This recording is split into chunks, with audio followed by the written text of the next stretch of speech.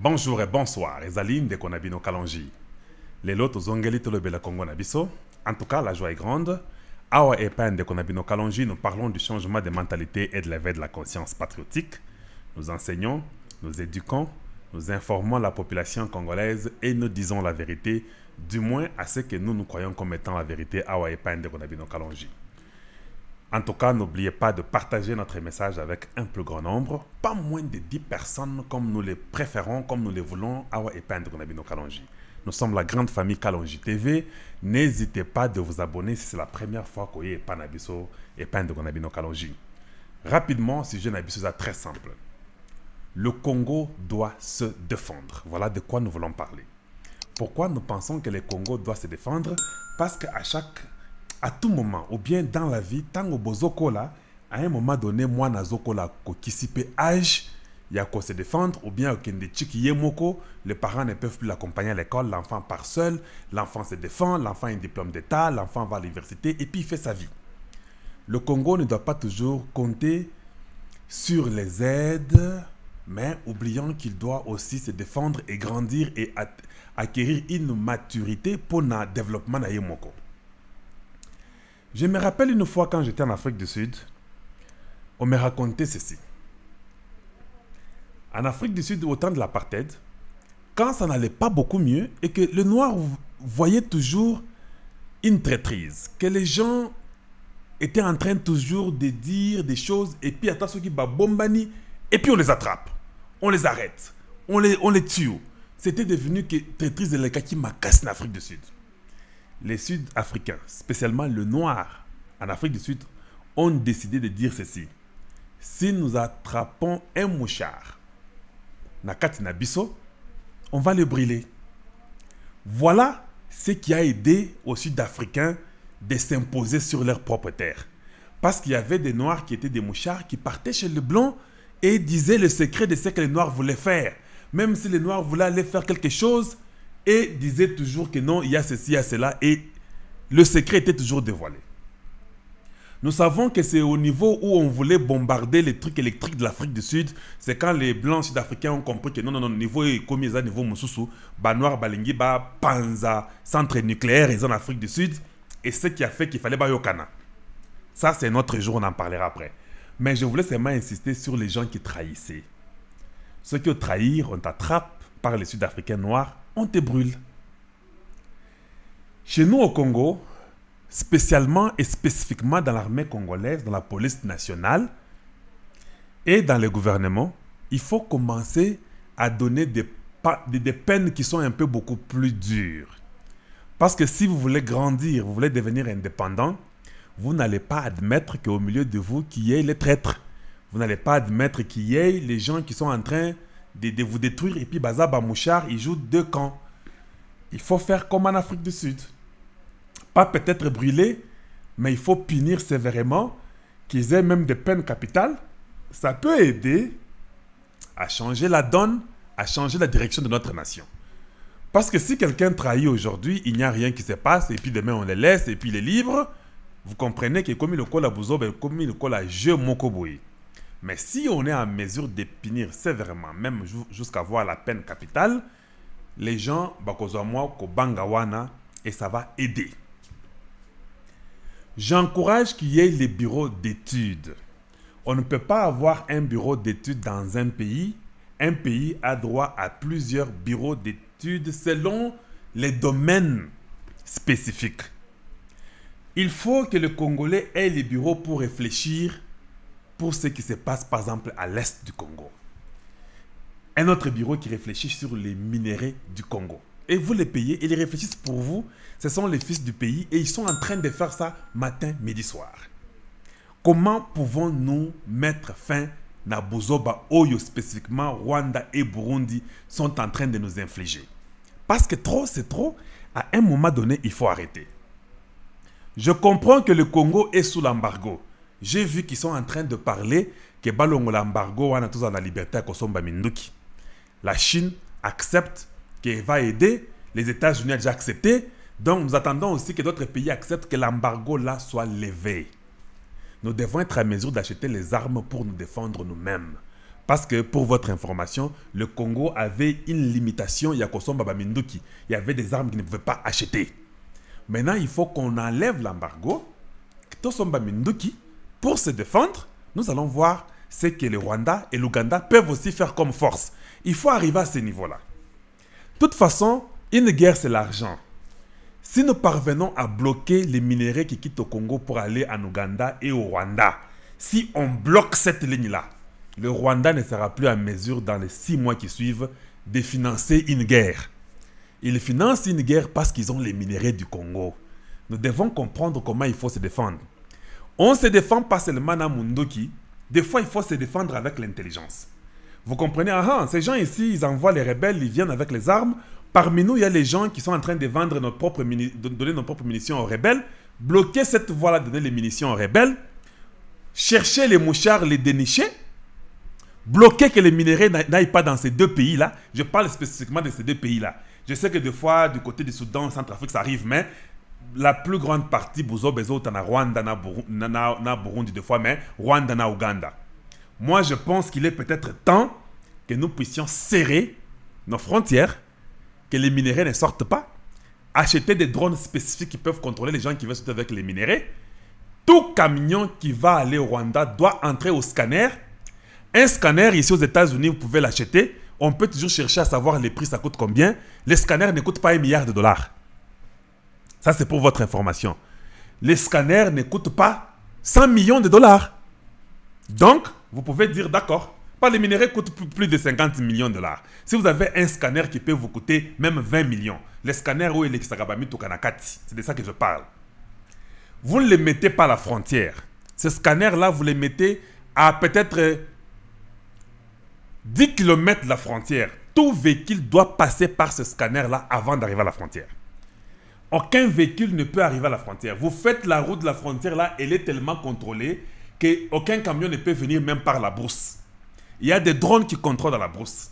Bloquez tous les véhicules qui vont au Rwanda. Vérifiez avec les scanners, c'est plus rapide. Les gens aussi vérifient n'a pas pneus partout, pour voir s'il y a même un minerai qui traverse vers l'Ouganda ou vers le Rwanda. Ça, je vous dis, ce sont des trucs de raisonnement que vous faites. Et je dois dire ça pour que la présidence il fallait pour commencer à contrôler. Bloquer les minéraux qui vont là-bas. Si vous bloquez les minéraux qui vont au Rwanda, ils n'auront pas les ressources, ils n'auront pas de l'argent. Et sans l'argent, ils ne vont pas soutenir l'armée ou bien la rébellion. C'est comme ça que vous commencez à asphyxier vos ennemis. Nous pouvons acheter les armes. C'est vrai que les gens vont mourir. C'est vrai que nous sommes puissants. Nous allons toujours finir par les réduire au néant. Mais ça prendra du temps. Mais ce qu'il faut faire, il faut mettre ces blocs-là, roadblocks, pour contrôler tout ce qui va au Rwanda et en Ouganda. Même à prix de sang. Vous faites ça 6 mois, le Rwanda va comprendre qu'on ne peut plus continuer à soutenir les rebelles. Les rebelles se retrouveront sans armes, ils seront impuissants, et quand l'embargo est levé, nous avons les armes qu'il faut. Et les gens là qui cherchent les minéraux là peuvent venir les acheter au Congo, pas au Rwanda. Parce que si le coltan coûte au Rwanda 10 $ par gramme, et que chez vous, vous mettez 3 $ ou 4 $, le blanc n'ira pas au Rwanda. Parce que le Rwanda ne peut pas les mettre à 3 $ parce que c'est difficile pour que ça traverse. Donc vous pouvez asphyxier des pays facilement avec les raisonnements de la tête. Nous commençons à dire des trucs comme ça pour vous aider. Quand même, nous avons beaucoup de trucs que nous connaissons, mais on dit ça pour vous aider rapidement à comprendre. Allez-y, utilisez ça. Asphyxier la sortie des ressources dans ces 2 pays là-bas. Diminuer les prix de ces trucs-là. Vendez les coltans. Amenez ça à Kinshasa, au Kasaï, et je ne sais pas où, dans les Bandundu. Faites un bureau, un comptoir propre. Vendez l'uranium là-bas. Non, le coltan là-bas à moins cher. Aucun homme intelligent, un blanc, n'ira pas acheter l'uranium, n'ira pas acheter le coltan à 10 $ par gramme au Rwanda. Si c'est que 10 grammes là, et 1 gramme, ça va me coûter 1 $ ou 2 $ au Bandundu, bien au Kasaï. Là où il y a des comptoirs, on peut me vendre ces minéraux là. Vous devez faire ça. Donc, l'intelligence peut vous aider à détruire l'ennemi sans même beaucoup de guerre. Ce qu'ils font là, c'est parce qu'ils veulent que les coltans continuent à entrer chez eux, non? faire la guerre, détruire les villages qu'on sort, allez, divertir les gens, sortir le coltan et puis ils vendent ça. Gramme 10 $, gramme 20 $. Je comprends. Bloquer la route, ça ne sort pas. Mettez chez vous 1 gramme de coltan, 4 $. Le blanc prend l'avion, il vient chez vous. Le blanc s'en fout, il vient chez vous. Le Rwanda se verra qu'il n'y a plus de ressources d'argent. On ne sait plus comment avoir ce que nous avons besoin. Les gens ne viennent pas acheter dans les petits coltans que nous avons. Pour que les coltans même sortent du Congo, c'est très difficile. Et ça coûte moins cher chez eux au Congo. Voilà comment vous anéantissez un ennemi bête qui n'est pas intelligent. L'intelligence, c'est quelque chose de raisonnement avec des bureaux d'études. Vous comprenez ce qu'il faut faire. Vous bloquez les mouchards. Vous arrêtez les traîtres. L'embargo sort. Si la Chine veut venir au Congo ou les États-Unis, vous leur demandez d'enlever l'embargo. C'est prioritaire. La France vient de faire l'école de guerre à Kinshasa. Nous sommes contents de Kankenza qui est le général en charge de ça. Contents pour vous, faites du travail. Les mouchards seront arrêtés. Mais cette école de guerre doit être une école de formation pour moi, une école de paix. Formez les professionnels, ayez les armes appropriées. La Chine doit enlever l'embargo dans leur conseil de sécurité avec les États-Unis et l'Angleterre et la France pour libérer le Congo. En dehors des armes que vous allez acheter, ça va vous aider à vous défendre, mais mettez votre tête à l'intelligence. Bloquez que les minéraux ne partent pas en Ouganda. L'or qui va en Ouganda, vous devez bloquer ça. Vendez l'or au Bas-Congo. Mettez le comptoir là-bas. Vendez l'or dans l'Équateur. Faites de façon que ça ne passe pas en Ouganda une fois de plus. Ils n'auront pas de ressources de toujours financer la guerre pour venir nous faire du mal. Vous bloquez les minéraux qui leur donnent l'argent. Minéraux qui dit la Makaya Koulou. Vous bloquez ça, c'est fini. Ils auront une difficulté terrible sans ressources. Ils n'auront pas l'argent pour financer une guerre, parce qu'une guerre c'est toujours de l'argent. Et il n'y aura pas d'armes qu'ils auront capables de vous faire face à vos armes que vous aurez. Ils vont commencer à s'agenouiller. Parce qu'au Rwanda, nous savons que eux, leur minerai, c'est au fait le lait. C'est ça leur richesse. Vous faites ça, vous combattez avec l'intelligence, en même temps avec l'armée, vous défendez votre nation. Et vous formez les gens comme il le faut pour que le Congo aille de l'avant. Nous voulons une nation qui va tenir debout. Les idées comme ça viennent que dans les bureaux d'études, vous réfléchissez comment faire mal à votre ennemi. Vous ne le faites pas mal seulement à Munduki, parce que ceux qui osent BTK Munduki, mais lui ne prend que les minéraux chez vous. Il va toujours aussi financer la guerre et ça va continuer, les gens vont continuer à mourir. La finalité, c'est que les gens ne meurent pas. La finalité, c'est de tarir cette source-là qui les encourage à faire la guerre. C'est ça la finalité. Voilà ce que nous allons vous dire et nous voulons vous dire Awa Epa Ndekonabino Kalonji. Le changement de mentalité est l'éveil de la conscience patriotique. Nous, nous enseignons, nous éduquons, nous informons la population congolaise et nous disons la vérité, du moins à ce que nous nous croyons comme étant la vérité. J'ai parlé dans la vidéo passée que vous pouvez voir il y a 2 jours maintenant, 1 jour et demi, sur l'union sacrée. Vous devez aller voir, écouter pour comprendre ce que c'est l'union sacrée. L'union sacrée est la blanchisserie. On ne va pas blanchir les gens. Je sais que qui mène aujourd'hui est parti voir le président de la République. Mais, quelle que soit l'idée des gens, les Ngoï Kassange, les Mendes, tout le monde venant de l'union sacrée, on ne va pas blanchir les gens. Vous venez, on va toujours vous arrêter. Parce que quand tu es pêcheur, quand tu as les ordures, tu les attrapes, tu peux même les tuer ou bien tu peux les retourner dans l'eau. C'est ça l'union sacrée. Allez-y, suivez cette vidéo-là, vous comprendrez ce que c'est l'union sacrée en réalité. Apprenons à réfléchir pour élever la nation. Il y a les gens qui parlent dans l'Assemblée. Oh, vous savez, on ne paye pas les enseignants, on ne paye pas les députés. Et comment on veut faire ceci? Tshisekedi a promis d'aller à l'Est là-bas pour faire la base militaire et état-major général, des choses comme ça. Mais c'est Mabunda qui était là, il n'y a même pas un mois. C'est Mabunda qui était là, il ne vous a jamais payé, vous les députés. Alors comment vous commencez à pleurer sur le bureau provisoire qui est là? Vous dites que non, le garde du bureau provisoire, il est corrompu, tout ça comme ça. Mais Mabunda était là. Vous êtes du camp de Mabunda, il ne vous a jamais payé, pourquoi? C'est là qu'il faut d'abord aller demander, poser la question à Mabunda, pourquoi tu ne nous as jamais payé? C'est comme ça qu'il faut commencer. Que de raconter beaucoup de choses, l'opposition, vous la prenez, et c'est bien. Nous vous encourageons de continuer à parler, et vous allez avoir l'expérience d'être dans l'opposition. Vous comprenez? Mais cette fois, nous, quand on était dans l'opposition, on avait une chance. Parce que ceux qui étaient au pouvoir étaient des dictateurs. Donc il y avait moyen d'avoir un soutien des gens qui comprennent la cause vraie du peuple et le droit de l'humain. Maintenant, vous faites l'opposition. D'autre côté, il y a la démocratie. Ça, je vous conseille. Faire l'opposition avec un État démocratique où le président n'est pas dictateur, c'est x3, 37 ans x3. Ça en fait 111 ans. Je ne sais pas si vous comprenez. Il faut 111 ans, à peu près 111 ans, pour que vous puissiez peut-être revenir au pouvoir. Parce que c'est la démocratie qui est là. Jusqu'à ce que l'opposition et Kolamba Bino Bokomi Peba démocrate, qu'après 110, dans 111 ans, que vous pouvez maintenant aussi revenir pour travailler avec les autres. Et ça, les lotés, ça ne sera pas facile. Les gens qui disent que non, mais Tshisekedi avait promis que l'état-major est comme on a. Je pense que c'est la dernière chose que vous avez maintenant comme argument, non? Parce que le reste, là, il a déjà tout fait, non? La loi, et la cour constitutionnelle, et tous les autres cours possibles. L'armée, il est en train de changer tout. Bon, Wana Bossi Botiki, Kabila, c'est à Kimi, à Lubumbashi. Il faut que nous puissions bien le contrôler. Il n'est pas libre de faire n'importe quoi à Lubumbashi. Il faut qu'on revoie son cas trop vite. Donc, de ce côté-là, vous avez déjà compris que c'est vrai. Moi, Namoulou Aza, bon président, c'est bien. Maintenant, vous dites que, mais état-major, il fallait ce qu'on a na Est, na Goma, et ça, ce qu'on a été pour Nini, il avait promis.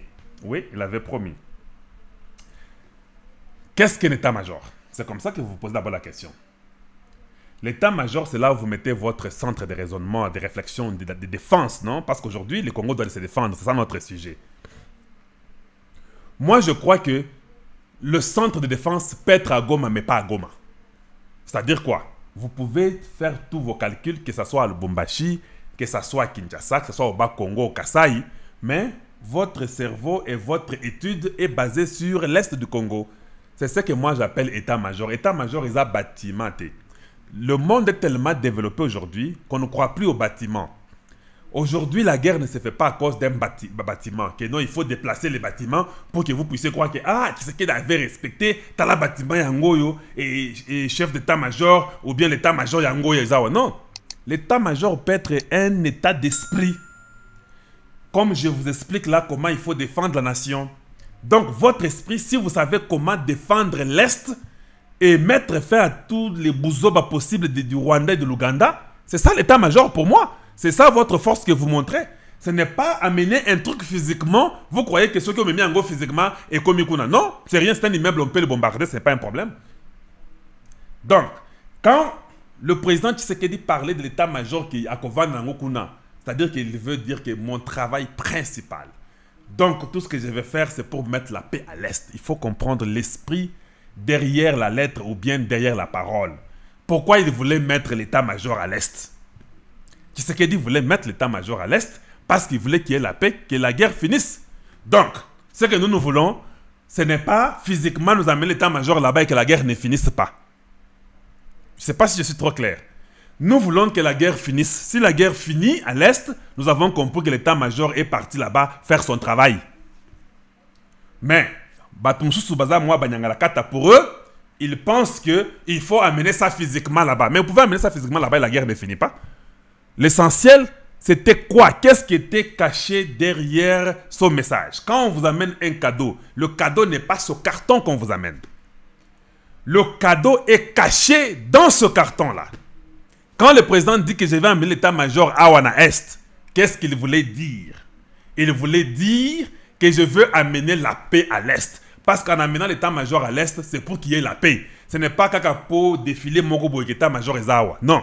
Donc, ce qu'il est en train de faire chaque jour ici, pour qu'il y ait la paix à l'Est, il a déjà amené l'état-major à l'Est. Mais nous voulons seulement que la guerre là finisse, que l'état-major soit effectif dans ce qu'ils font comme travail. Si c'est effectif, nous qui comprenons les messages, on dit ce qu'il avait promis de l'état-major à l'Est à Kokisiango, la paix est rentrée à l'Est. C'est ce que nous voulons. Mais il y a des gens qui ne comprennent pas beaucoup de choses, qui racontent des choses par haine. qui ne comprennent pas que ce qui est important, l'état-major dont on a besoin pour l'Est du Congo, c'est la paix de l'Est du Congo. Nous sommes fatigués de la guerre à Beni, à Utshuru, à Butembo. Partout là, il n'y a que du gâchis.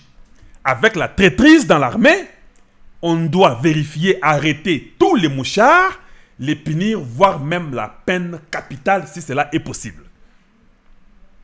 Parce que nous devons changer. Serrer les voies de sortie des minéraux du Congo. Vous serrez cela, vous mettez l'ennemi à genoux. Parce qu'il n'y a pas de guerre sans financement et le monde entier le sait. Si vous bloquez ces financements-là, ces ressources-là, ces sources d'avoir de l'argent-là, vous bloquez, les étrangers commencent à demander pardon. L'arrestation de Roger Lumbala. Ce n'est pas mal que Roger Lumbala soit arrêté si cela est dans le cadre de poursuivre tous les gens qui étaient dans le programme de mapping là. Le rapport de mapping. Le rapport de mapping, même quand les gens disent que Kabila comme on a exaté, vous ne pouvez pas comprendre comment ça s'est fait. Comme on a exalé, mais peut être caché aussi dans les cartons. Parce que le programme de mapping, vous devez comprendre la période que ça a commencé. Les gens qui savent le programme de mapping, ils disent que ça a commencé dans les années 90 au début jusqu'en 2003, comme le rapport a été fait. Mais 1997, c'est ça qu'on a Katikuna. Tant que Kabila, les rebelles sont entrés, Kabila le père avec l'AFDEL, ils ont tué des gens, non? Nous avons vu que les gens sont morts. Les gens comme les Tambwe Mamba, les Rouberois, mais ils ont tué les gens avec les RCD Goma, tout ça, les gens sont morts. Tout ça, c'est cette période-là de mapping. Même si on ne t'a pas cité physiquement, nous savons que tu étais là dans le groupe des rebelles et qu'il y a des gens qui sont morts. Maintenant, aujourd'hui, nous apprenons que tous ceux qui étaient malades là, dans un rapport et mapping, sont déjà guéris. Vous comprenez que ça, Bouzoba, ils étaient malades pour partir. Ils ont compris que si nous partons, on va nous arrêter à l'étranger. Allez, ils guérissent tous automatiquement, sans avoir vu les médecins. Est-ce que vous entendez ça aujourd'hui, si même Kamere vous dit qu'il est malade? Il n'est plus malade. Et c'est lui. La maladie de Kamere vient pour sortir, aller guérir. Les Congolais, ne vous faites pas tromper par des bêtises. Nous connaissons comment le peuple africain réfléchit de foi. Kamere est très bien, il est en bonne santé. Et il lui reste 19 ans et demi. Et ce n'est pas impossible de le faire, il peut le faire. Il dit Kapent, qui sort cette semaine, à la fin de la semaine, il a fait ses 20 années. Il n'est pas mort, il est là. Avec vos prisons là que nous n'aimons pas, où il y a une liberté incroyable dans ma prison, nous demandons vraiment s'ils sont en prison ou pas. Tout ça, ça doit changer pour défendre notre nation. Vous défendez votre nation par le message que vous donnez et les actes que vous commettez. Parce que si aujourd'hui la prison là de Makala elle est sérieuse et que les gens n'ont pas droit au téléphone à chaque instant, c'est une fois par semaine et c'est 15 minutes et ce sont les 15 minutes payables en prison et qu'il n'y a pas de visites chaque jour et que vous n'avez pas la communication, les 20 ans deviennent 60 ans. Mais quand vous parlez, vous êtes là, vous voyez vos femmes, des fois vos femmes tombent enceintes, je ne sais pas par quel miracle, mais vous êtes vous en prison et vos femmes tombent enceintes de vous. Vous comprenez quel genre de prison nous avons? Cela veut dire qu'il n'y a pas de sérieux. Il faut donner un message. Alors quand il y aura une prison très sérieuse, où il y a des conditions restrictes qui sont là très très serrées, les gens auront peur de voler, parce qu'ils savent que si on a Kotikuna, par semaine, 15 minutes, et puis il faut faire l'ango pour solo là. C'est une façon de récupérer l'argent. 15 minutes là, vous payez 1000 $, pour solo là. Parce que si vous l'arrêtez, les 15 minutes par semaine, il doit payer 1000 $ pour qu'il cause avec les gens. Et vous faites ce qu'on appelle collect call. Vous payez avant que vous puissiez causer. C'est comme ça que les gouvernements peuvent encore arranger les prisons, faire d'autres prisons. Mais les gens sont là en train de causer, ils sont abonnés à des compagnies, mais en prison, ils payent à la fin du mois son abonnement. Vous comprenez que ce n'est pas la prison. Tout le monde peut vouloir dire, je vole, je ferai 20 ans, mais je suis en vie, je communique, je fais tout. Et nous voulons que la Cour internationale là, qui viendra au Congo, que tout le monde soit jugé au Congo. Même Roger Lumbala doit rentrer pour être jugé au Congo. Roger Lumbala n'est pas le seul. Et il ne faut pas que la France nous fasse des beaux yeux pour nous dire que non, j'ai arrêté Roger Lumbala. Non. Nous voulons que vous puissiez arrêter Kagame aussi, que vous puissiez aussi arrêter tous ces aventuriers-là qui ont contribué à la destruction du Congo. Arrêtez aussi Museveni. Ils étaient dans des trucs là de guerre. Pas seulement les Mbemba, il y a plus de gens. Les Kabila sont là, il faut les arrêter. Les Rouberois, même celui ici, Nkunda Batware qui est en train de manger et boire là-bas au Rwanda. Il faut les arrêter. C'est ça nous prouver que vous êtes en train d'aider le Congo, que d'arrêter un Roger Lumbala qui est déjà affaibli, un moribond, qui n'a presque rien, qui est au bout. Là, vous l'arrêtez. Arrêtez-nous, Kabila. Arrêtez et ramenez-les au Congo. Ils seront tous jugés au Congo. C'est ça que nous voulons. Il ne faut pas nous faire de beaux yeux pour nous montrer que les Français sont en train de nous assister, de nous aider. Mensonge. Des gens qui n'aiment pas le Congo. Leur plan de soutenir Fayoulou et Koya Namai sont eux qui ont soutenu. Nous avons compris pourquoi Bandio, vous souffrez beaucoup dans vos cœurs parce que vous avez dépensé l'argent. Vous avez soutenu un pantin que vous voulez qu'il prenne le pouvoir pour ravir le droit du Congolais, pour continuer toujours à diriger le Congolais. Le Congo va délivrer l'Afrique. Quand nous mettons la vraie démocratie, que tout est assis au Congo, que ça va, on va commencer à libérer tous les pays africains noirs. Pourquoi pas même la Maghreb, tous ces gens-là dans le Maghreb, je voulais dire, on va libérer tous ces gens-là, ils doivent devenir indépendants pour eux-mêmes, pour leur nation. Vous, la France, commencez seulement à vous préparer, après 10 ans, 15 ans, comment vous allez commencer à vivre chez vous aussi en France. Parce que vous devez vous développer par vous-même. Vous ne vous développez pas sur le dos des autres. Et les Congolais ont déjà compris ça. Ce que vous voulez, ça ne marchera plus jamais au Congo. Quand nous mettons une vraie démocratie, on a une vraie assemblée et que les gens comprennent ce qu'ils doivent faire pour leur nation, fini la récréation du monde occidental. Vous venez, nous collaborons, gagnant, gagnant, comme le président Tshisekedi l'avait dit, et ça sera ainsi pour les générations qui viendront après. Nous venons, nous travaillons comme des amis en collaboration, coopération, et 50%, 50%, point et trait. Et c'est comme ça que nous voulons que le Congo puisse progresser et aller de l'avant. Voilà ce que j'allais vous dire aujourd'hui. Le Congo doit se défendre. Nous nous défendons dans ce que nous voulons comme valeur, dans ce que nous voulons que le Congo soit. Oubliez, intérêt comment je vais aussi profiter dans la vie, ce n'est pas important. Partagez notre message avec un si grand nombre. Aimez nos vidéos. Quand vous l'aimez, les gens reviennent pour voir la vidéo que vous aimez.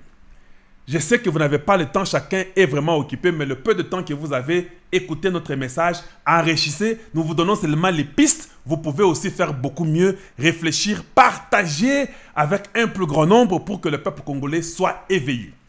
Parce que nous, c'est le patriotisme, l'amour de la nation congolaise avant toute autre chose. L'amour du Congo et du Congolais, le président Tshisekedi l'a même bien dit. Voilà ce qui nous intéresse, nous, Awa Epende Konabino Kalonji Wamulumba. Nous parlons sur le changement de mentalité et l'éveil de la conscience patriotique. Nous enseignons, nous éduquons, nous informons la population congolaise et nous disons la vérité, du moins à ce que nous nous croyons comme étant la vérité. Nous sommes sur Twitter, c'est @kalonji-tv.